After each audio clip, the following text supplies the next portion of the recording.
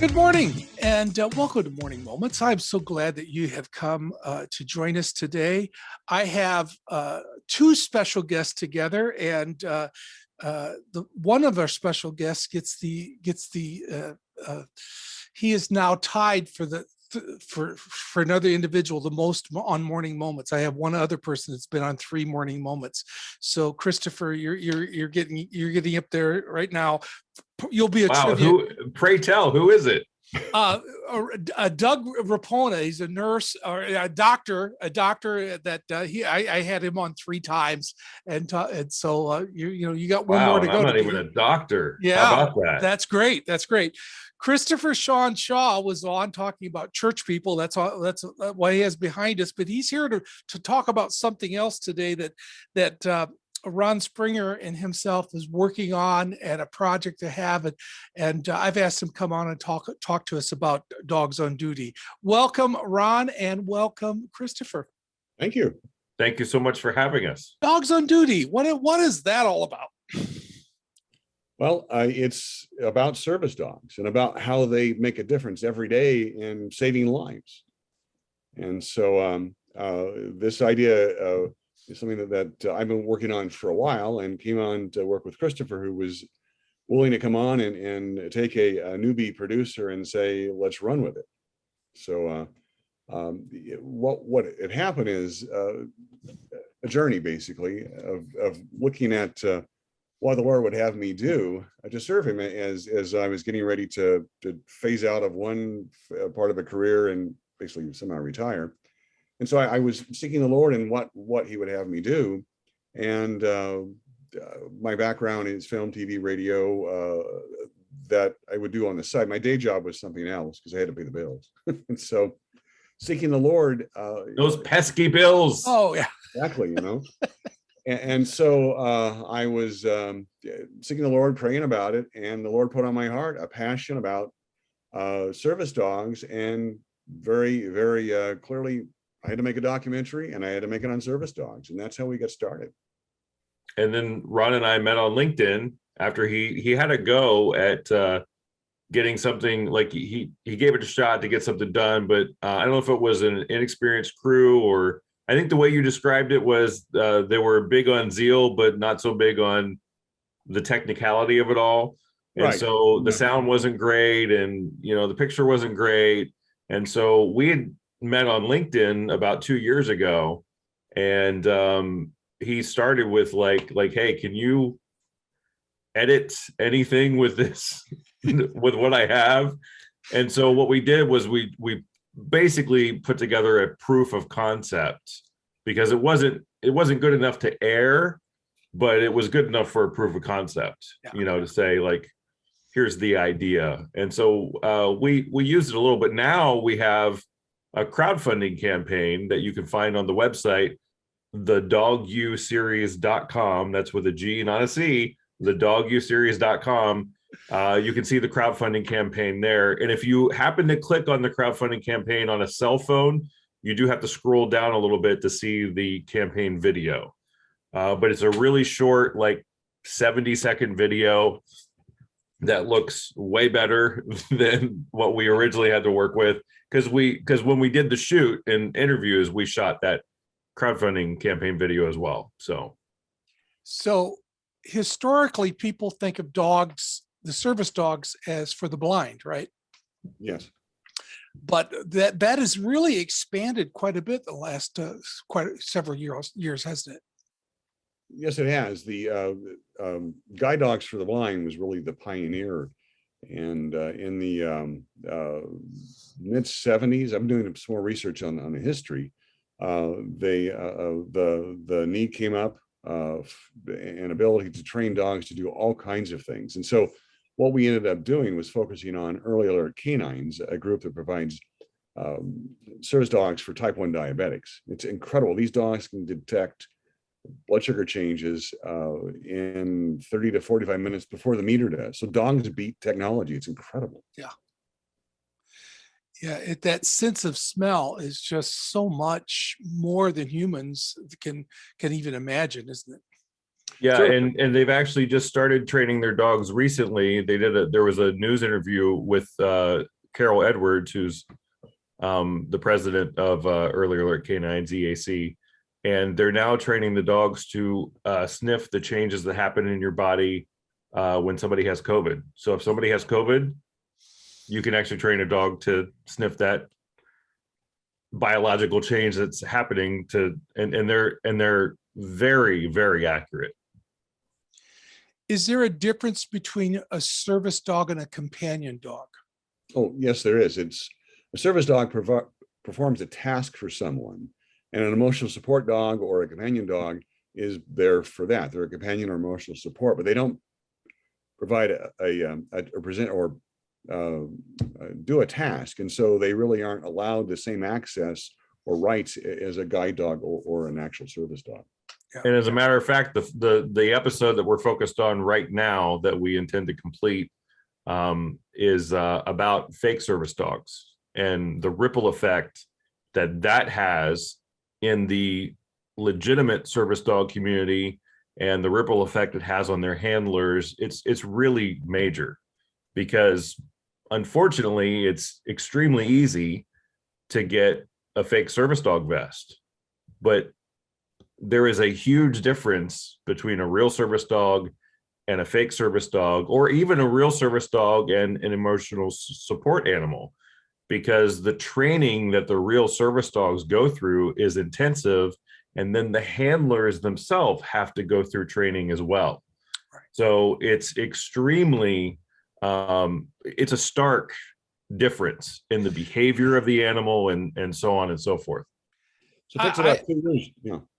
I heard somebody say one time, "Oh, if you want your dog to go with you on a trip, just make them get this application, fill it out, and they could be a companion dog, and you can bring them on airplane with you."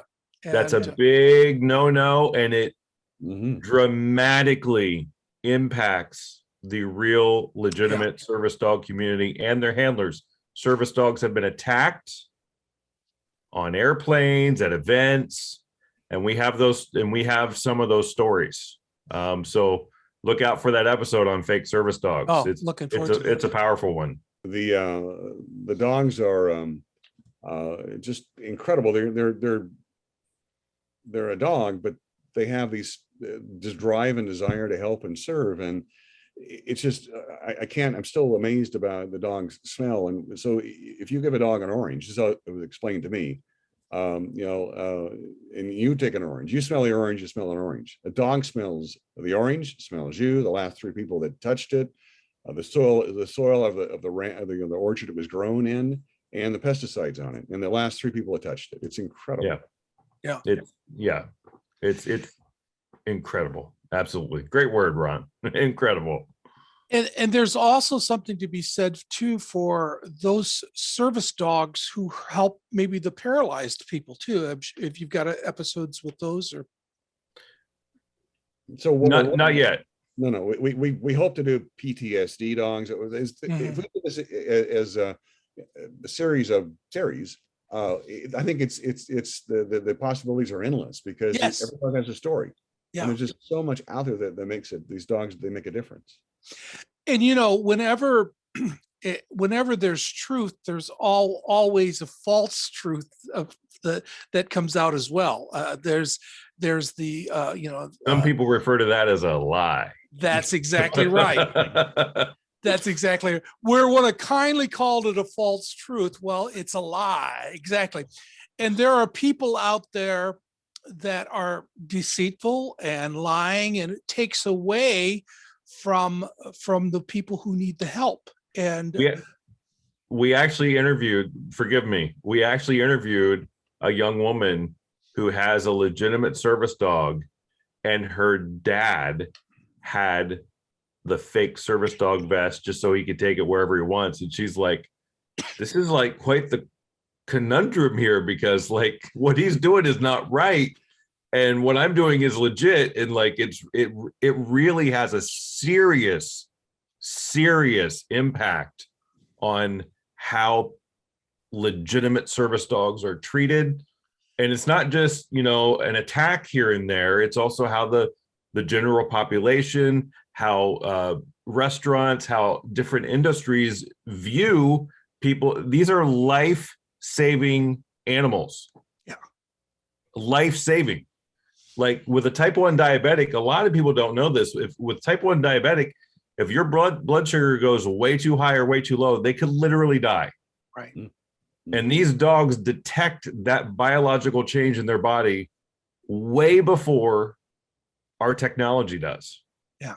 Yeah. And so if somebody with a legitimate service dog is going out to eat, the service dog knows how to act in that situation. A dog that has not been through the proper training, who's just an emotional support animal, does not know how to act in that situation. Yeah. So it grossly impacts the legitimate service dog communities that are legitimately saving people's lives every single day. And we've talked to you, and I'll also talk to other filmmakers before about the story, and that's one of the reasons why filmmakers like you guys are in the business, to tell the story. There is not only a story to tell here, but layers of stories. Many stories. That a series would be wonderful to do. But this is a great start. Yes. So what I'd like to do, I'm going to put information down below. So that you could see what they're doing, what they've done so far. It's in post-production now, but if you would like to see more of this, get involved.